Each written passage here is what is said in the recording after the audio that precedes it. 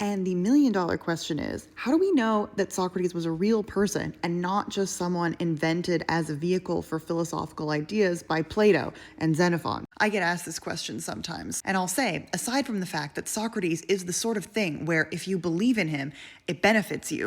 Because his life and what he stands for is so aspirational to everyone, and you should be thinking about Socrates every day, of course you should believe in Socrates. But aside from that, a good piece of evidence in favor of his actually having existed is the Aristophanes play, The Clouds. Socrates, as written by Aristophanes, is very different from how he's written by Plato. For one thing, he has an establishment that takes money for teaching. He's truly a sophist, which Plato's Socrates then goes on to deny in his Apology, saying that he never took money for anything. The other thing is that The Clouds came out way before anything by Plato or Xenophon.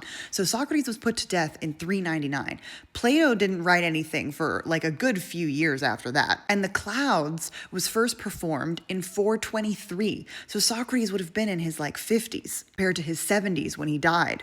This depiction of him in Aristophanes is not flattering. The main plot is basically he teaches this guy's son to like beat up his father and how to like justify it with arguments. The whole thing that he does and that Plato's Socrates has to defend himself against in the Apology is the idea that he makes the weaker argument the stronger, which is obviously very, very dangerous in the wrong hands because arguments are so powerful in persuading particularly people in a democracy how to act. The sort of speaker who could make a bad idea seem really good to a lot of people was incredibly dangerous to the whole Athenian political setup. Also for the reasons shown explicitly in the play that it can just turn people into horrible actors in society who don't have any respect for the things they're supposed to respect. And there's a story somewhere that at one production of The Cloud, Socrates was in the audience and he stood up and waved at everybody when his character came out. He's nothing if not a good sport. But if you are a Socrates denier, let me know how you reconcile The Clouds with